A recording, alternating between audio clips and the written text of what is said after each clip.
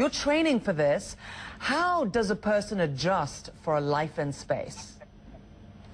Well, I don't think anything can truly prepare you for that moment when you actually get on board the space station.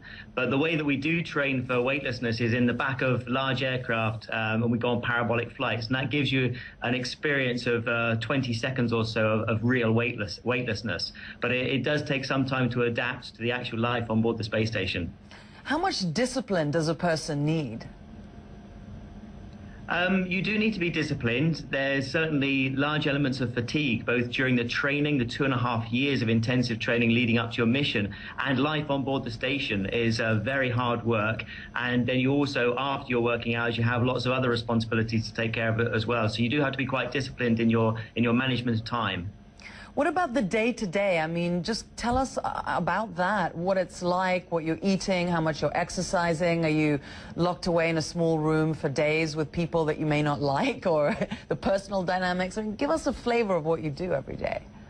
Yeah, the station is actually surprisingly large. The internal volume is about the size of a 747, and there's only 6 people on board, so it is actually quite a lot of room to move around. You can actually spend large parts of the day just working by yourself in a laboratory.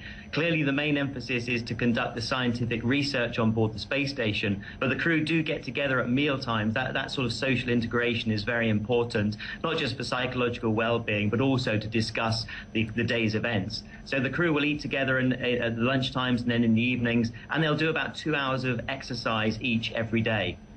What about the psychological preparation?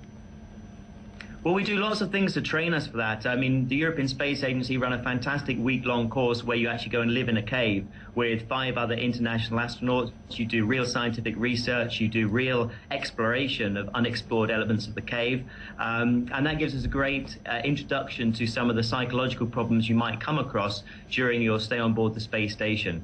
And what are they?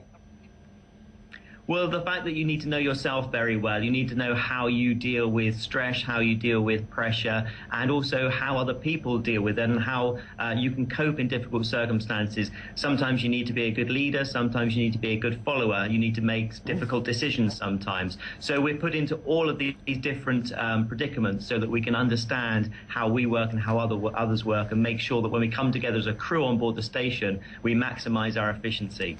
And Major, I'm just wondering, just from a personal point of view, as are millions around the world, when we look at the International Space Station and astronauts going up there, and we wonder, what is it like? I mean, how does an experience like that change a person from what you know? Yes, I think it can have a huge impact on individuals, and certainly the reading about the Apollo missions, when you start to venture outside of low Earth orbit and you really get to look back at the planet as a whole, then you get that extra feeling of isolation, and that changes your perspective. Most of the people I've spoken to have come back from a space mission say the most beautiful thing is to look at the Earth and you realize you see an Earth without borders, and it really gives you a different perspective on some of the challenges that we face here back on Earth. When you get to leave the planet and look back, it gives you a new perspective on how we can go about resolving those.